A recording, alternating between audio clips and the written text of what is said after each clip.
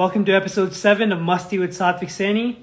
Tonight we have a very special episode with a great friend of mine, Mythili Isola. She recently finished school up in CU Boulder, now is working for Zayo Group in tech as a BA/PM. And we'll be talking about her blog/YouTube channel and her business per se regarding sustainability, minimalism, and intentional living. So I want to have her on and talk some shop. Now we'll have her join. Hey, how are you doing tonight?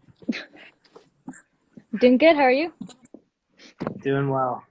So Mythili, we met over a year ago, I think around a year ago, and then you recently told me about your blog/YouTube channel in this focusing on these three areas: minimalism, sustainability, and intentional living. So tell us how you got started in that. I think I was probably in high school or so when I realized I was accumulating a lot of stuff. My dad was always the type of guy who was like, if you buy something, you have to get rid of something. And I didn't like that because I felt restricted. But this was like 13-year-old me, right? Being rebellious and stuff. So I didn't listen to him. And by the time I was like 16 or 17, I was like, oh, he's right. So I have too many stuff. So yeah, I slowly decided that I wanted to get rid of my stuff. And as I was like, oh, what should I get rid of and what should I keep? I came across a bunch of blogs and YouTube videos. And I was like, whoa, these people are minimalists and they have way less stuff and they're still happy. So maybe I can do that. And I don't need all this stuff. So that's probably when it started, was I would say 16. So why not just get started and why create a YouTube channel and blog? Like, why did you go that far per se? Well, the YouTube and the blog, it came in my early 20s. When I was a teenager, I didn't think about that kind of stuff because I was still focusing on myself, as in, what do I need to keep? What do I need to get rid of? And I didn't feel comfortable starting anything like that till I had more ground, just I was more set in my ways and then I felt more comfortable talking about things. So yeah, YouTube and blog, I just decided that in college I studied environmental studies. And I was like, oh, I don't want to go work out. Like, I don't want to be a scientist in the field or anything. I want to like educate people about why they can be sustainable, why it's important. So I was like, okay, instead of pursuing a traditional career as a scientist or anything like that, I'll just educate people in online. So social media is a big thing for our generation. So YouTube, blogs, all that kind of stuff was the best way to portray my information out there. Okay, cool. So as far as like minimalism goes, like I have a little understanding of it. I think some people watching might have a little bit of understanding, but can you give us like minimalism 101? Things that are what it exactly entails, what it means per se. Sure. I think some dictionary definition of it is like people who desire to have less when it comes to material possessions. If you Google it, I'm sure you'll find something similar to that. But I personally think there's different degrees of minimalism, which is very controversial because people think, no, there's one definition of it. What do you mean there's a variety of them? So for me, it could be you want to live out of a backpack. You can be that frugal, that minimal, where everything you own is on your back and you're comfortable with that. Or you could be kind of more relaxed. I would say I'm more relaxed. So I have a decent amount of stuff, but I would say it's less than the majority of people I know because I only have things that A, bring meaning, bring value, or things I just enjoy having around. So you can have things that don't bring meaning or value, but if you still like them, then you can keep them. And anything else that I don't really touch or use, I don't keep. Interesting. So it doesn't have to be just like a normal one bedroom apartment with no chairs, just a bowl for cereal like that. Like that's the perception painted in society. So how Right. accurate? That's not accurate. I think it's subjective. I think Interesting. most people think that's what it is, and that's not what I'm like. That's why I feel like you see people in YouTube who want to have that kind of lifestyle, who want to live out of a backpack, who just want one of everything. And I do have one of a lot of things, but not to that extent. Like I have multiple spoons. I have at least 6 spoons, okay? And probably like 15 plates, but that's a whole other situation too if you live with roommates, which I do. So it all depends. I would say picture perfect, maybe it's like one bedroom or a studio apartment, you live by yourself, you have one mug, one spoon, all that kind of stuff. But that's not how I choose to do it. I don't think I'd be that extreme about it. And there is a thing called extreme minimalism, and that's more of Hmm. like that one of everything in the backpacking life. And there's like the other people who are like, no, just keep things you value. So definitely I'm the latter. So you mentioned this quite a bit, like keeping things of value. What does that mean? Like something that's of use to you per se, like actual use, or can that be other things as well? Um, I don't think things that are of value necessarily have to have a specific use. So let's say your grandmother gave you some trinket when you visited her. It doesn't have any use. It might just be sitting there, but it brings value. So I don't think I wouldn't use those two words interchangeably. Interesting. So what does value mean to you then in this concept? Something I enjoy having on a daily basis, either looking at or using. Or if it brings any like mental or emotional value to me and I get, happy from it or I get some positive emotional feedback, then I'll keep that. But yeah, that's that's pretty much my definition of value. So, and then as far as what this has become in society or social media per se, because I know YouTube has a large selection of videos of what minimalism means to a lot of different people. Has this become kind of like the new trend, like entrepreneurship or the FIRE, financial independent retire early movement? What are your thoughts on that? I definitely think it's a trend, but I don't necessarily think it's bad. So the FIRE movement, like I'm pretty familiar with that as well. There's a lot of people, millennials and our generation, who want to retire early, and so they live frugally. But others would say that they're too frugal to the point where you're not living your life and you're just trying to retire early, yet you haven't used any of the time before you retire to actually do the things you wanted to do. So I do agree with that, but it's like I said, there's so many people who do fire, and it's all dependent on how you do it and how extreme you want to be, right? So I think fire also plays into minimalism because if you're trying to be financially independent and retire early, you have to give up some things or you have to increase your income. Those are the two options, really. Mm-hmm. And for most people, let's say you can't increase your income easily, then you're going to give up on stuff. Then you're kind of automatically becoming some spectrum of a minimalist, let's put it that way. Interesting. I think that's a part I can resonate with more, like financial aspect, because I'm like kind of financially driven and I follow the FIRE movement a little bit more. So I like to allocate where I spend my money and only buy, or really allocate my needs versus wants, which I guess is a principle of minimalism as well. So for me, I resonate with that. But something that I'm frugal, like I admit it, I know that I am. But at points, I can reach borderline almost too much frugality, like the extremism. So, what are some parts of minimalism that you found that you reach like extremes, and you have to like, oh, come back from that and find a happy The medium per se?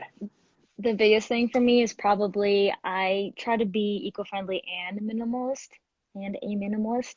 And the problem with that is, let's say I have a sleeping bag, right? And my sleeping bag is not sustainably sourced. Like I already have the sleeping bag, but yet I go buy another sleeping bag.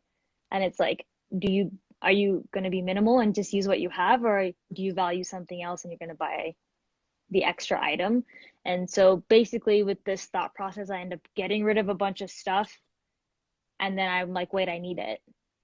And then I go rebuy the things. So I'm getting rid of stuff because I'm like, oh, it's not ethically sourced, or it's this, or it's not this. And then I don't have it anymore and I need it. And it's almost contradicting because I'm trying to be minimal and sustainable, but by getting rid of things and rebuying it, you're not really doing that. So I do that a lot. I think I'm just indecisive and I don't take time picking out what I really value. I think that's important. So that's my biggest problem, I would say, with this whole Hmm. thing. Interesting. So just because it's not sourced from environmental friendly areas or aspects, that you find it hard to use a product like that. Yeah, or I think about it a lot. I'm like, why is this here? But the thing is, it already existed. I didn't buy it like that, something I already had from before my minimalist times. So that's another dilemma where I'm like, I don't know what to do. but then you have to weigh all the pros and cons. Be like, do I value it and that's why I buy something new? Or do I be sustainable and keep what I have? And then it gets a little tricky. But I think in the end, one of your values outweigh the other, and you end up making a decision on something. So, Almost like a forced decision. Interesting. So hmm as far as you on this journey, because you started this when you were six, you said 16, yeah, and you're what, 23, two? yeah, around there, almost 23. But, but during this journey, like what was the hardest for you to give up? Did you give up anything to follow this I lifestyle see. or movement or I didn't cult? give up things all of a sudden, so I don't think it was super difficult. I did it over a period of a couple of years. So I don't think I ever felt like, oh my God, like I don't have this and I really miss it. But there's been like little things here and there where I'm like, oh, I shouldn't have gotten rid of that. Like I would have used it, right? Like the sleeping bag example. But like I've never felt deprived or, unhappy because I've never gotten rid of everything at one time. It's always like a slow progression. Okay, interesting. So give me an example of that slow progression towards an item you use less because of this lifestyle. I think the biggest thing is clothes. I used to have, I want to say like 100 to 150 items of clothing. This is not including traditional How clothing. much? 100 to 150. Is that a lot? Depends on who you are, right? To some people, it's nothing. But to 100, me, like, probably half as much. so let's say maybe like 30 to 40 pairs of pants, and the rest were like t-shirts and dresses and tank tops and all that kind of stuff. Oh wait, that's a lot. 30, 40 pairs of pants? Like all types of pants. I'm talking about like skirts, shorts, jeans, leggings, Oh, like the okay, okay. whole thing. So I want to say it was around that amount. And I was 16. I was like, I don't need all this stuff. Like I would have like office clothing, and I was in school. Like I didn't need that, but I bought it. So it started from there. And my dad was like the huge influence, right? Indirectly, because he was like, why do you have so many things? Get rid of something if you buy something. So that was hard because I was so used to having so many clothes. And now I probably have, I want to say 40 to 50 total, probably close to 50, like pants, shirts, the whole shebang together. So Hmm. it's about a third. But this also Yeah. includes, other things I've accumulated, like sports clothes, ski gear, that kind of stuff, that I didn't have when I was 16. So a traditional minimalist might say like 50 is way too much. Like you need to have 15. But I don't know. Like I feel like I can narrow it down even more because there's a statistic out there that says like you wear 20% of your clothes 80% of the time. Because you Wait, say always, that when you again? open it's 20% of your clothes 80% Okay. of the time. Huh. Because when you open your Damn. closet or your dresser or whatever, you always reach for what you feel good wearing or what your favorites are. And you only reach for the stuff that you don't like as much because you feel bad that you're not wearing it and it just sits there, right? That's most people. So I don't know who came up with this stat, but I was like, well, that's probably true. So that's why I don't really feel deprived now over time. But initially I was like, whoa, like just seeing the quantity of clothes that I was getting rid of from my closet as a teenager, I was like, I'm not gonna have anything to wear, right? And most of us do that too. We open our closet, we're like, well, I don't have anything to wear. I'm like, but you have 100 options. Then you can't decide. Why? Because you only wear 20% of it. So imagine if you only had Interesting. that 20%, then it'd be so much easier to pick out what you want because they're all your favorites. So how did you manage? Wait, I guess this might be like contradictory, but how can you be fashionable and a minimalist? Oh man, this word's hard to say. Minimalist. Minimalist. Yeah, I think so. There's a lot of people out there who've gotten really good at like mixing and matching. So like you have, let's say, 4 or 5 different pairs of pants. Let's say you're doing just office wear, right? Not even Mm. 4 or 5. You can have like 3 pairs of pants, maybe a dress, and like the way you layer your clothes and your accessories that you put on, guy or girl, they can make it look like they have a different outfit every day, and you don't feel like you're wearing the same thing. But I mean, I think it's it's not hard, but it's definitely a creative way to do it. And a lot of people might not be creative, then it might be hard. But if you really want to only have a certain amount of stuff, I think it's totally possible. You just buy things or keep things that you can pair with other stuff. Interesting. And then think about like the point you just mentioned regarding the clothes and the 20% of the clothes, 80% of the time. Did you ever look into like the psychology aspect of like owning things? Because we as humans like owning things and having ownership of things, items that we belong to. We have a certain type of bonding and affection with that. That starts in Hmm. childhood and goes through all the way to we're senior citizens. So the sense of ownership, how does this play a role with this lifestyle and how did you overcome that if at all? I think it comes back to what I used and what I valued because Really? I felt bad getting rid of some stuff, but it wasn't like overly difficult, right? Because I did it gradually. But when I did have to get rid of something, I'm like I either spent so much money on it, or like I really liked it, or like if it was a trend or a good thing to have, like let's say I had a Nike sweatshirt, like some people, then I'd be like, oh, like this Nike, like I have to keep it. But I'm like, I don't wear it, you know? So it's you kind of have an internal conversation with yourself with every single item. You almost have to be like, okay, Hmm. like why am I keeping this for the status symbol? Okay, do I care about that? If I do, then I keep it because you value it, right? So So that's if you do care about it, do you feel bad about caring about that or no? Like, oh, I only like this because it's Nike. Like, I'm wearing this hoodie because it's Nike. I like it. if I mean, if that's the kind of person you are, that's fine. And if you're not okay with it, maybe you're not okay with yourself. I don't know. Maybe there's more digging to do there. But like I personally am not like a huge fan of brands. I have brand name stuff, but it's not like a deciding factor for me. So if I Hmm. have a Nike sweatshirt that I don't wear as much and don't like compared to one I got somewhere else that doesn't have a brand, and I wear that more, I'll keep the other one.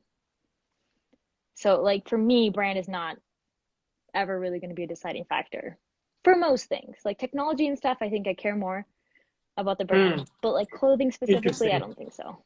Yeah. Okay. So then let me get your thoughts a little bit around like the consumerism culture here. And then what do you think? What are your thoughts on that? Is it bad, good, happy medium? Where do you stand? Because I have some takes on this, but I'm assuming this is where this movement came from, or aroused from. Because living in access, which is a very thing, especially in this country, or can be. Right. I do think we have a problem as Americans specifically because it seems like a lot of other countries around the world don't have as much of a consumerism problem as the United States does. That's from like what I've read and seen, that's what it seems like. I could be wrong. But at least in the US, like I was born here, grew up here, I can see over time, like Black Friday and stuff like that, where people like obsessing over like owning things and they don't necessarily need it. It's just like, oh, it's a deal. It's on sale. Let me get it. I save $100. I'm like, but you're spending $400 to save the $100. Plus, you don't really Hmm. need it, you know?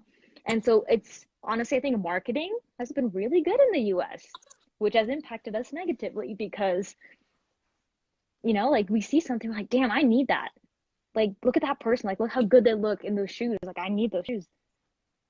And you can like convince yourself in your head through marketing, through consumerism that like you want to need these things. And then we keep buying stuff, which is good for the economy, but not good for the Downside. environment. The landfills are filling up. Also, like, if we don't need that stuff, why do you have it? That's just the underlining question, at least for me. But what if it makes me happy running around with my dad on Black Friday trying to find as many deals regarding Then you value that, then keep doing it. Like there's gonna be people who'll be like, no, like don't do that at all costs. And I mean, you can be like that, but I'm like, if you don't like it, don't do it. If you like it, keep doing it. Like I'm not gonna tell you how to live your life, but it's good to be, I guess, informed, hmm, I would say. I think it's important just because most Americans don't know the impact of what they're doing. And I feel like I had no clue till I started reading blogs and stuff. And I was like, whoa, like I'm contributing to all of this, especially if I don't value it, then maybe I should do something about it. If you value Black Friday shopping and, if you just, I like the act of shopping and getting stuff, then keep doing it. So you're So, saying the self-awareness part is a big thing there. I mhm.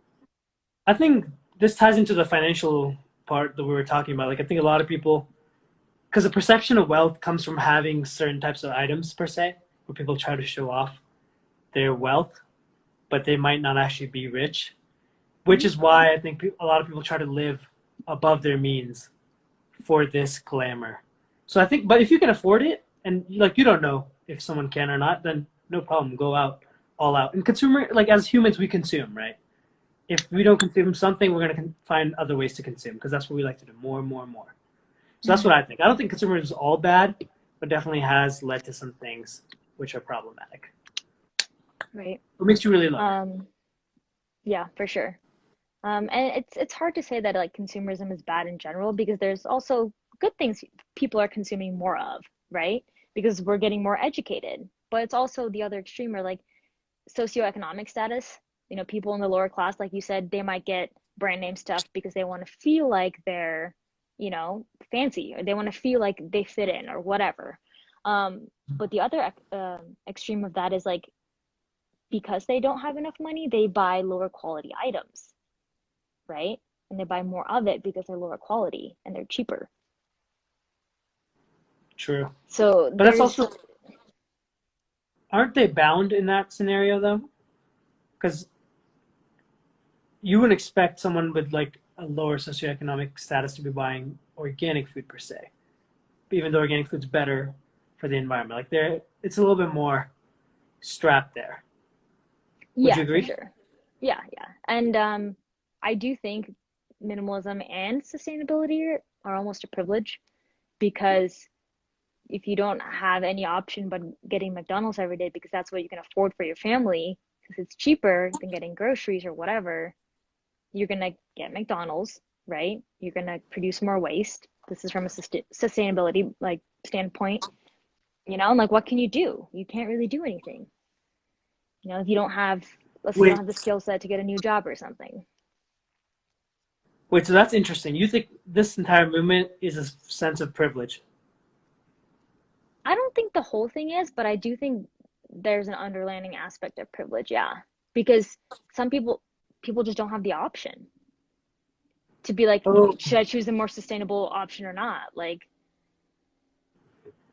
because you're kind of almost like I guess has anyone ever come up to you with this and been like, this is kind of BS because you're going from like this status. Let's say I'm downsizing my house and I'm up here or whatever, and I'm going down here, meeting people with different economic status which don't choose to be there per se. That's what you're trying to say, right? mhm. In a way, it could almost be seen as mocking them. No, I mean, like if you choose to live, like say with their income, whatever it is, $30,000 a year, Okay. that they think that you're mocking them? Is that what you're saying? No, not mocking them, but like, or like, almost seems foolish to go downsize to that because you can. Like, you've been there and then you're going down. Like, you're kind of saying the privilege aspect of it, right? Hmm. So has anyone approached you with that argument? But like, this minimalism is kind of BS per I don't se. think so because most people around me aren't educated and don't know what it is, as in are not educated about minimalism, not uneducated in Okay. general. But like they don't really know what it is, so they don't know what to talk about it. They're just kind of like, oh, cool, like that's nice, I guess, you know. So that's the majority of the people I've encountered. But I mean, but yeah, like what you're saying, it is you have a choice. It is almost a privilege to be like, okay, I make 80K a year, and now I want to live like I'm making 30K. And someone who makes 30K might be like, I would kill to make 80K, you know? Oh yeah. Hmm. Like you've been up there, you've seen everything. Let's say you've purchased all the things you've wanted, acquired whatever status, and then you're like, whoa, that doesn't make me happy, because of my values or the environment or whatever. And then you go like, okay, I'm gonna live just simply because I want to, right? Hmm. So like among this point or along this point, downsizing per se. I know there's like a YouTube channel out there. It's called Living Big in a Tiny House per se. Could you ever do that? Would you? Do you ever plan on doing that? Um, I haven't actively planned it, but I've watched a lot of tiny house videos and I like them, so maybe. I think they're This cool. might Like just I be can me. definitely, yeah, go ahead. This might be just me, but a lot of the videos that I've seen, it's always like a couple that built the house or like the A-frame bridge or whatever the case may be. But like sometimes they just look so unhappy on the inside. Like one person Really? seems very into it, the other, yeah. I'm just like he looks like he or she might look like dead on the inside. It's just a funny observation to me at times. Maybe it might be like one person really wants to and try to convince the other person to. And I mean, that's the difficult part about being in a relationship with somebody who does not share the same values as you, right? Like, I'm sure they had some level of compromise. Like, one person probably wanted to be super frugal, and the other person was like, hell no. And then their middle was like, let's build a bigger tiny house that has more space, you know? I don't know, something like that. But I've, at least on the internet, seen a lot of people who are opposites and they make it work somehow. Interesting. So as far as for me, like house is kind of important to me. I don't know if I could downsize to such a small space because I Well, like that's this. really small, but you also have other options, right? You don't have to be in a six-bedroom mansion. You could be in a three-bedroom house. It all depends on preference. Yeah, I just don't know if I could do the move to the woods thing with a cabin with like 400 Yeah, square then feet. don't do it. So you mentioned an interesting point here, like in terms of relationships per se or friendships even. Like you did this, I'm sure you tried to do this in college, but what are some of the hard things trying to incorporating this with someone who doesn't share your value system? Maybe a roommate who just didn't get it, or even a romantic partner per se. How did that work out? Challenges, pros, cons. Give us the deets. Hmm. Well, with friends, I think the hardest thing was gift giving because I typically don't want gifts. Like unless you're taking me out to dinner and you know I want to go eat at that place, don't buy me like a physical gift. And even if I tell some of my friends that, they love giving gifts, certain people, right? It's just like what they enjoy doing. It's like I got you this. And it's a thoughtful gift. But I'm like, like it's really hard. Like, what do? You're like, thanks, or be like, why'd you get me this? You know, you don't want to be rude. Mm, So that's probably one of my biggest challenges. Because I do have a lot of friends who like enjoy giving. And I interesting. just I don't need to receive, you know, like I'm fine them just spending time with me on my birthday or Christmas or whatever. Like I'm completely satisfied with time So versus you tell me what? a brand new, super nice wireless headphones. You wouldn't want them if I was giving them to you for your birthday. Be like, nah. Damn. I mean, I You lying to have me? some, so I mean, I don't need them. But yeah, like if I specifically was like, hey, here's a list of like five things that I need, and they picked one and gave it to me as a present, I'll be like, cool, thanks. But like if it's I didn't ask for it, I'm like, you don't know if I want it or not, then I'm like, I don't know what to do with this. So You're a hard I person to gift. Is essentially what you're saying. yeah, Did you ever turn down a gift? Be like, no, I cannot take this because of my value system. I think so. I was like, You did? I don't really need it. Yeah, How yeah. did that conversation go? Um, very interestingly, because I mean, the person just like really wants to give you something. Like, no, just please take it. And this could be anything from like moms giving you things. You know, they're like, no, please take it. It's Ooh. okay. You know, like older generation also typically does not understand what I'm trying to do. They're just like, I don't get why you would want less. So that's another challenge. But yeah, all age ranges, people have like gifted me something, whether that's like money or a plant or whatever, you know. But I mean, if you tell them beforehand, they still don't listen. You can't really do much about it. True. Okay, we got a question here from Rami Elzarad. Do you think minimalism is more prominent in children of immigrants versus non-immigrant children? Good question.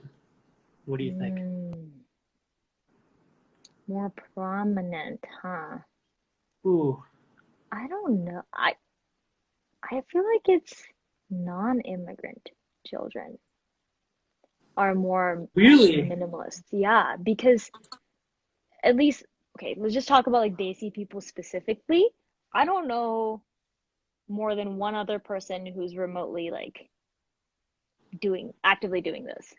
Like to the extent that I am. Like I know people are like, oh, that's cool, and they like try to think about sustainability and stuff, but like no one's like, I'm a minimalist. Like I haven't met anybody who is Desi or whatever, immigrant Mm-hmm. kid who's like that. Because usually I feel like the parents who have immigrated and came here and they want a better life for their children, they're like, oh, the American dream, which is what? Accumulating more stuff, more status, higher pay, big house, right? And if you grow up in that environment, of course you want the same thing. Naturally, you're like, oh, well, I want to have a house like that when I'm older. You know, I want a car like that. So you're in the mindset of like, I want more because my parents had it because they put all this effort coming to this country. And the trend I see is like, oh, a lot of like immigrant children just want that same lifestyle. But couldn't, because we talked about this a little bit earlier, like it ties into financially, right? But wouldn't you say that immigrants, especially Indians or brown people in general, are very frugal, almost borderline cheap? How does that tie in though? Because you can make that argument, couldn't you? I can. My parents, I don't know about yours, because my parents, yeah, we came here in 2005. My parents are pretty frugal. I think Indians I in think you general. can be, yeah, they are. We're frugal about, I think, our purchases as in like making smart purchases. Like if there's a deal on a stereo system or a car, we want to get the best deal, but we still want the nice stuff, you know? But we'll figure out a way to like go around the system and through these loops to make it happen. No one's like, oh, I don't want that car. And unless you really can't afford it, let's say you can't afford it, you know, you're like middle class, you can't afford things and you're being frugal, it's because you want the best deal so you can save your money for the middle class. You know, if you're like a little bit lower income and you're being frugal, you might have to be frugal. But it's like you, Satvik, like you probably don't have to be frugal. You just want to be frugal and you have that mentality of like, oh, I shouldn't spend so much so I can save it for this or my stocks or this and that. You know, loans if you have loans. You have an option, right? Interesting. I would actually argue more prominent children of immigrants because I think not to the extreme like you are. Maybe that's true. You haven't met anyone who's like I'm a minimalist as well, like in our age demographic or even older. But I think Mm-hmm. that philosophy is kind of ingrained, and that's where this argument could be made that immigrants might be more financially sound because they come from lesser known or more poverty almost in a way, not poverty per se, but like lesser backgrounds, Mm-hmm. lesser wealthy backgrounds. So this allows them to be more financially sound, which they can spend like that among their means, which does bring them happiness, which can get materialistic, but it's still within their means, if you know what I mean. Yeah, and within your means is also subjective, right? Like Yeah, I might true. live within my means, but someone else might be like, "Whoa, you don't have all these things I have." Yeah, it's I don't know, but like at least like Desi people, I haven't seen it where they're like, "Oh, I only have one of this because I just don't need more." Like I haven't seen that personally. I'm sure it exists, but like in my Yeah. I'm just like that I had the china set and then the dining table, the living room, the five bed, like all the things. And I was like, okay. I mean, it's nice, looks great, but I mean, I right now don't need all of that stuff. You know, like I can't imagine having, for example, a living room and a family room where no one ever sits in the living room. Like, what's the purpose of it? You know. Same thing Mm. with like moms love to do this. They're just like, oh, let's keep all these items in case one day we'll use it. And Yeah, I'm true. that's probably not gonna happen, you know, like 9 out of 10 times maybe. Eh. But like stuff Oh like yeah. that, they get it. Or like they're on sale, so they get it and they keep it. So yeah, they're being frugal with money and they're being thoughtful, but they're still accumulating things so for prices. Then you have more of an incentive to buy more. Interesting. Yeah, but there's something we're definitely not minimalistic in, like even in Rwanda culture or our culture is weddings. People try to show off so much with weddings, and there's nothing frugal about the way we do weddings, like brown people do weddings, even in like Indian subcontinent or like Middle East? Nowhere, nothing like that. Well, that's an But that's interesting question. a cool thing, you know? It might be cultural, it might be just like, oh, I need to show off because that's what people do. I don't know. Whatever it is for you. Huh. Like, but I have met a couple people actually who don't want that. You know, who come from immigrant families and they're just like, I want something simple with like close friends and family, maybe like 50 people, compared to the typical Indian wedding, which is what, like hundreds of people that you invite that you don't even know. Oh yeah, my wedding's gonna be 1,000 people. Right. So like if you value having a lot of people, a big party, and like all the things, Oh then yeah, yeah, I probably won't do that because I don't want it to that extent. I want it to be the best, biggest party ever. Nah, I'm just kidding. Maybe though. It's hard to say. I think people always overspend. I think that's the easiest thing people kind of like houses, cars, weddings is one of those things people always say they'll spend a certain amount, always go over, And it's especially Indian. not a lifetime thing, and they value it, right? And I'm like, okay, Yeah. fine. You can just get in your head, go do it. It's fine. But Okay, I got another question for you. Is minimalism a form of laziness? Now, let me give you some context here. So, in my college, I think it was senior year, or maybe my master's year.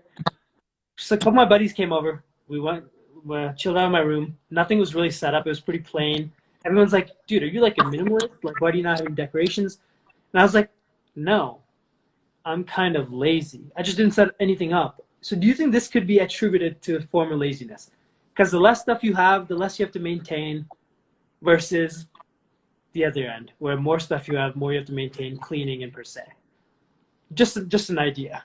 What are your thoughts on that? I don't think lazy would be the word. I think maybe lazy would be like if you have a bunch of stuff and you don't take care of it, it's a big mess, then I'd be like you're lazy because you're not cleaning it up or maintaining it. But if you have less stuff and let's say everything, how does that make you lazy? You know? Like if that's just like naturally how you are and you just have all these things and they're just like nicely set up, why are you lazy? Right? Lazy is because you So, are didn't you do something arguing? you're supposed to do. Wait, say that again. It's like I thinking about lazy as like not doing something you're supposed to do or whatever, right? Like I was supposed to do my homework, but I'm lazy, so I don't want to. I was supposed to exercise and I didn't. But like, how does that lazy like? I'm gonna ask you a question, but how does that lazy come into that situation that you were in just because you had less things? Like, why did you say that you were? I could be like, if I don't decorate my room, it's less stuff to keep tidy. Or I can downsize from a 3 bedroom apartment to a 1 bedroom apartment because I hate cleaning. Yeah, I mean, like I don't like spending the whole day cleaning either, so that's just another pro. But I wouldn't say I'm a Huh, minimalist because I'm lazy. Like I wouldn't say that's why. interesting. I guess you could argue like minimalism takes almost more work, right? Because you have to Initially, actively. so because it takes time and effort to get to the point you want to get to. So yeah, it's most people don't start off with just 100 things or whatever, right? You start off with thousands of things, and it's the opposite of lazy to get to the point you want to get to. This is interesting. I'm gonna look at my closet later tonight after this conversation to see what I really wear. Yeah, you And like divide them up and be like, and be honest with yourself because you're probably not gonna be. You're gonna be like, no, no, I like this. well, it's also quarantine, so I'm Yeah, mostly just wearing sweats and hoodies. Okay, so I wanted to get as we're approaching the end of the conversation, I wanted to get a little bit of your thoughts on creating content digitally. Give me the pros and cons. You put out blogs, you put out YouTube videos. Give me the pros and cons. I would say pros are if you're going to entertain or educate people or provide value to somebody else. It's a great way to do it without having to go face to face, to every single or every single group of people to talk to them about it. Um, yeah, it just you can contact so many other people and reach a broader audience on social media or online businesses. So that's the biggest pro. Cons I would say is super time consuming, especially if you have another full time job and it's not your full time job. You have to be dedicated to put quality content out there. If you want to half-ass it, you can in the beginning. If you don't know where to start, just put something out there. But as you progress, if you keep putting lower quality stuff out there because you don't have time or whatever reason, you'll want that end goal of whatever, like I want to earn this much money from my side hustle, my online business. It's probably not going to happen, right?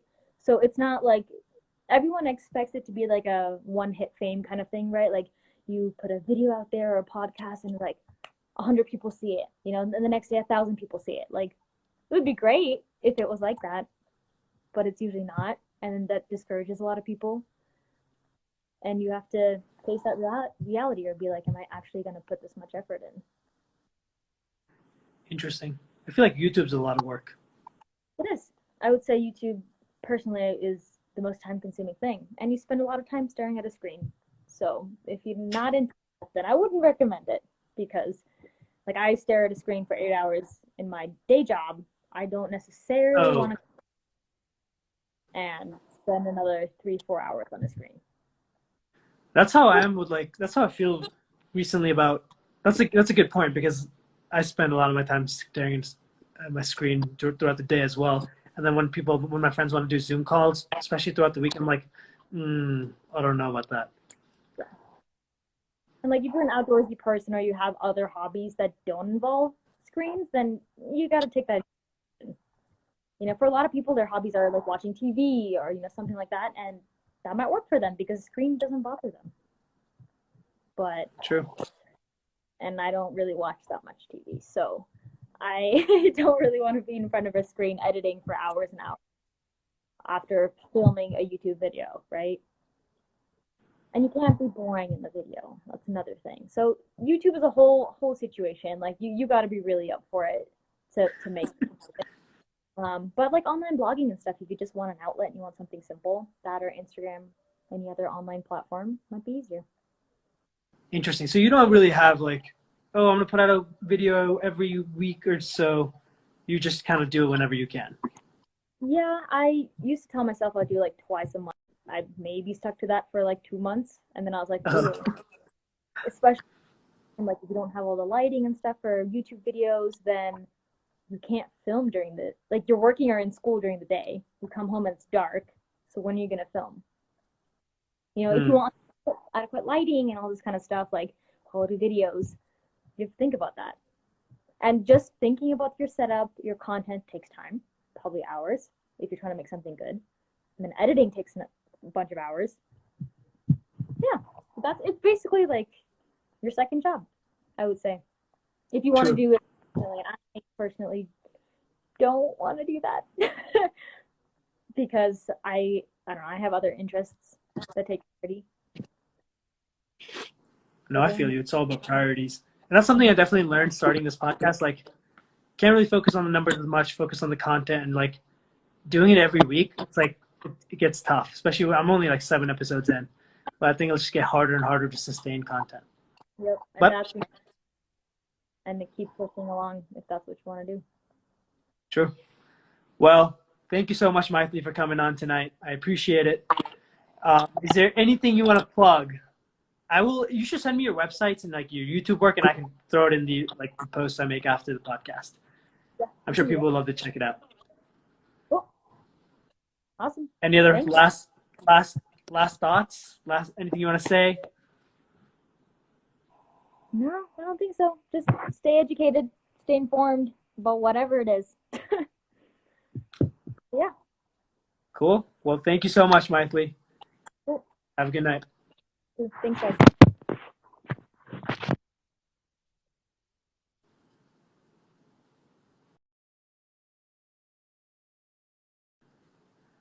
All right. Well, that was episode 7, the Masti with Satvik Saini.